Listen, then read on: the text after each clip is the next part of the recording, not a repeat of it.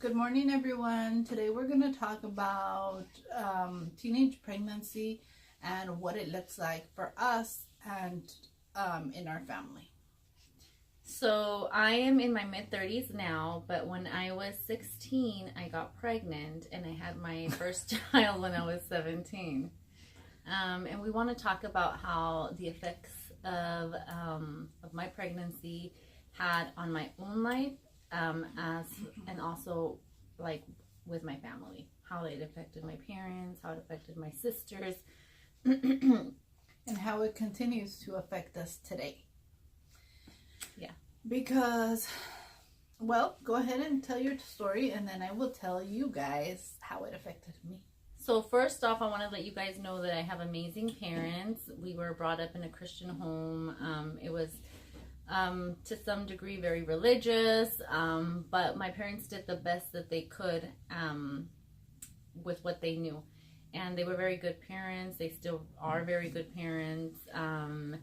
So it was more than anything, it was like rebellion on my part. I felt very, when I was 16, I was very, I think, rebellious. My dad was just trying to take care of me. And so I felt very restrained, very deprived. Like I couldn't go out as much as I wanted to go out in my, when I was 15, 16, and my parents would just take care of me a lot. My dad, especially, he wanted to take care of me to the point of, in my mind, like suffocation, and is when I started acting out. And in my mind, I would justify it by it's because they don't let me go out, so then I'm gonna go to the extreme of doing things that I shouldn't have been doing at the age of 16. And I was in 10th grade or 11th grade, and I got pregnant at the age of 16, and I was transferred to a continuation school where, to be honest, everybody there was having a child, had a child, or the boys they had children. So everybody there was in almost like 90% were parents, or were on the track of being parents. We were all 16, 17 years old, and it was probably a school of like 100 people, 100 kids. Honestly, I did find comfort there. I did find like I didn't feel judged, to be honest. I was not, but it was a very difficult time for me because me and the father of my oldest son were not together. He was, we were just not together. We were brought up differently. We were from different family backgrounds. We were just not gonna be a good match. So I had to walk this out by myself. I was 16. I came from a very religious background. My parents would still go to church. I felt full on 1,000% judged when I would walk in. By everybody there. It was a small Hispanic church, and so of course, my dad was at the time a deacon at church, and I felt very criticized, very judged, not loved in that church, to be honest. It was a very embarrassing time for me. I was dealing with, judgment from the adults in my life. I knew I had disappointed my dad, my mom, more than it honestly, it affected me more than I had disappointed my dad. But I mean, so I felt very oppressed at the time. So I felt very unhappy, very oppressed. I was having a child. I ended up having Angel when I was 17 and 3 months. So I had barely turned 17, and I had my son, and I still had to finish. I still went to school for another like 8 months before I was able to graduate. So I was going to high school, trying to finish high school, and my mom was staying home with my child. But how did it affect you guys? Like, you are, as an outsider, Brenda, you are 4 years older than me. So you were like 21, 22 at that time. You were married, and you had just had your first child. So how did you see, what was the outside perspective on this? Well, I had a lot of thoughts. I was very angry at the time because I was like, seriously, like, I expected more from her, or I guess at the time I was very young and I thought it was going to be like, the end of her life, and she's not gonna amount to much. You go through all these thoughts in your head and you're angry. But I think since we're always together, it was very hard for me to stay mad. And I was like even mad at my nephew when he was born, because I was like, oh, great, now we're gonna have to take care of this other baby. But it was actually not that bad for me because we love him. He grew up with my daughter. He's always been my daughter's companion, so I have always felt like he is closer to me than a nephew would be. I feel like I could totally just adopt him and I wouldn't feel like, oh, I adopted him, because he's always around anyway. So like I feel like it was a little bit hard because we had to all take care of each other's kids and do Christmas and all that stuff with another baby. But honestly, for us, because we're close, I didn't see that much of an inconvenience, I guess. I felt like he was very much, we were all very young. It was fun for me to have him around all the time. Fun for me to play with him, just like I play with my daughter. He would actually entertain my daughter a lot and entertain each other. So I guess was not affected in a negative way that much. Brenda, I don't really remember much about how my parents felt or not. I remember my dad being upset with me, but I was so consumed with my own thoughts, with what was going on with me. Do you remember like how my parents felt as an outsider? Because I stayed living with my mom and dad until my son was about 3 or 4 years old. 3 years, yeah. My dad was very upset and a little bit depressed, probably like for about a year. But my dad also, we all fell in love with Angel because Angel is was such a happy, he was such a cute little boy. Cute little boy. He's 16 now, so actually now he's a lot more annoying because he is a teenager. I mean, he just called us, he didn't go to school today, and he just called us like 3 times to give him a ride to school. And he is cracking up and thinking it's hilarious. So now he's a little bit more annoying, and but they all are. They're like, we have teenagers. She has a 17-year-old daughter, Angel's 16, and Carlos, our other nephew, is 15. So they're all in that really awkward stage that we just have to witness. We're parents. We just have to watch them. But it's fun.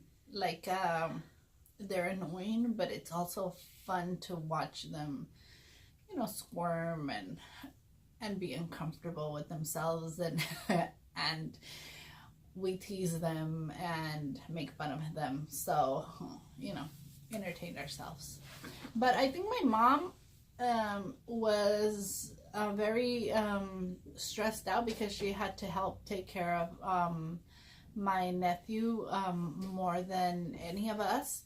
And I think it was very stressful for her to watch his bottles, wash his clothes, and help, because Carolina, when she had the baby, she still went to school and he would stay home with my mom. And then after that, she went to college, and he stayed home with my mom. And at night he would want to crawl in bed with my mom, and I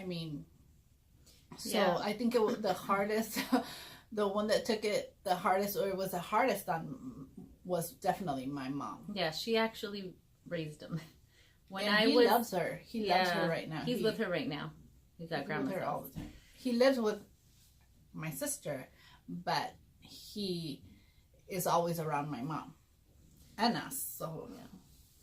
we all live in the same city. We all live like 15 minutes away from each other. So in the it's same town. in the same town. Small town.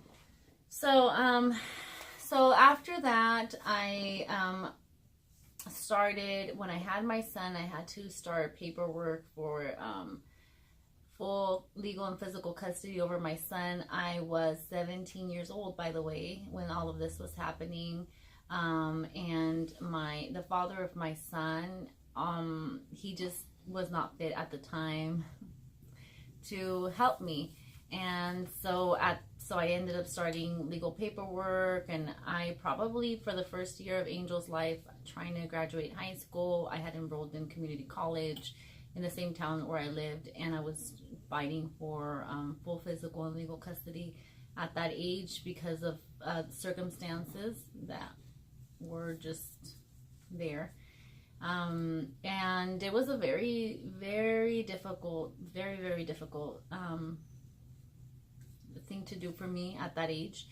And I think after a year, it had been over a year, Angel was probably a year, 2 years old, when I finally received full legal and physical custody, and I had restrained the visitations for a certain amount of time. And you know, it was because of some particular circumstances that I had to do this. I had to. So that was my, that's what I had gone through, And the thing was, now I talk to my 16-year-old son about this, because I was his age when I had gotten pregnant with him. I talked to him about it all the time, and I'm like, I started in my mind thinking it was because I did not have any freedom. Well, by the age of 17, I absolutely had no freedom. My mom would watch him only when I would go to work and when I would go to school. And then I would have him all the time. I would go to my friend's house with him. I was always with Angel, with my son. And so it was very, that was it. Like, I had no freedom, and at the age of 18, I couldn't do anything. I could not do anything because I always had him with me. So I had a friend at the time. She had had a child also very early on, and so we would go out together, and we would go with our 2 little kids, and we were 18 years old. We were not old people. We were 18. She had her baby. I had my baby. It was almost like we had little puppies, and that's what we would do. We'd go to the mall together. We'd go, to the parks together, McDonald's together, things like this, because this is what we could afford. This was our lifestyle then. So if I was doing it, so I began doing it because I had no freedom. Well, at the end of it all, I had absolutely no freedom. So that was not a right avenue for me to have taken. I should have just, not done that. But those are consequences to my behavior, And when you're young, when you're a teenager, you think nothing is ever going to happen to you, But that was part of it. Another thing I want to talk about right now is that even though that was my beginning, I climbed out of that. I used Angel, my son, as a motivation, as fuel. I started going to college right off the bat. And I used it as fuel, like, to get somewhere. I looked at life differently, to be honest. My plans before him were basic. And when I had him, I had good plans. I had, I want to be somebody for him, so that he doesn't have a loser mom. So it was almost like my fuel to be someone in life, And so I started climbing out of that, so that he would have, and even to now, he's 16 years old, but I constantly watch what I do with who I'm around, what are my actions, because it will directly affect him. It will reflect on him. I don't ever want, him to feel embarrassed of me or things that I've done or things that I do. I'm very careful about watching, myself, really, because I don't want it to affect my children now. So children, in a way, he saved me, and I always feel like that. In a way, he did save me, because if it wasn't I'm not saying that this was the right thing to have done, but also for me, he redirected my life to a good place. What do you think about that, Brenda? I think that it's been I don't want to say it's a good thing because, don't not get pregnant when you're a teenager. It's hard. It is so hard. It's hard work. And it took her, she's very successful now. She has her own business.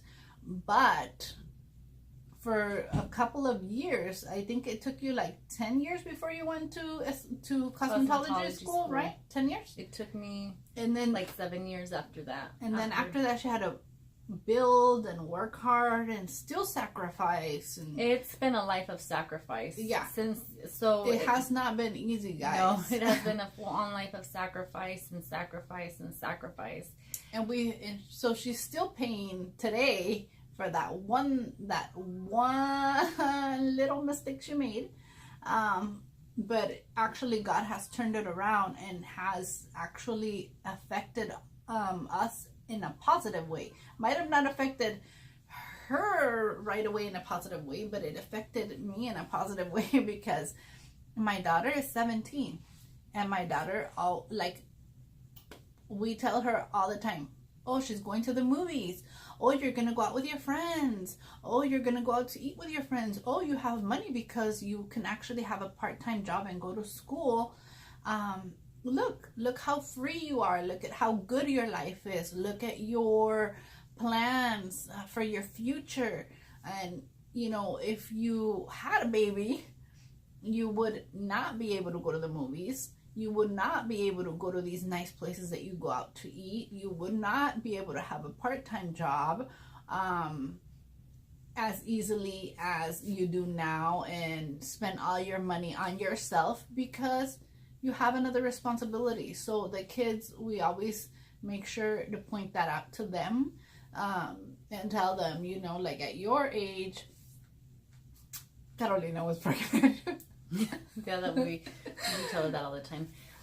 But like I said, it was a blessing for me. Having Angel was probably the best thing that happened to me. Unfortunately, probably, I mean, he's never grown up, with his mom and his dad together, and his dad has always been in and out of his life, which I don't blame him at all for. We all have our own paths in life, and he has his own path right now that he's taking. And I never ever talk bad about him to our son, but this is what or anybody. Yeah, we don't talk bad about him. He has his own path, that he's taking, and he is doing the best he can. But it affected him. It affected my son. Thank God, he did place them in this family. My parents have always been very loving towards him. My sisters, it took all of us to raise him. And he's 16 years old now. He's a good kid. He's just an annoying teenager. And it's a lot. And we are constantly, I talk to him every single day about being a better version of himself, and just it's still constant sacrifice to raise these children up the right way. But I just wanted to share my story. That's my story, and your point of view, and how I feel about all of that. For me, that was a blessing for me to have had him at that age. And I grew up with him. I'm in my mid-30s. I'm 33. So and he's Angel is 16. So we have been more like friends. My mom has been the stable adult in this relationship, because she has helped both of us. And I feel like I'm barely, in my 30s, late 20s, I'm barely getting the hang of it, So we just continue growing. But that was my story of having had a child at the age of 17. And that was my family's perspective on it. All right, guys. I hope you guys learned something from this video and got to know me a little bit better. And we will see you. And ask us any questions. We'll answer your questions. All right, guys. Bye.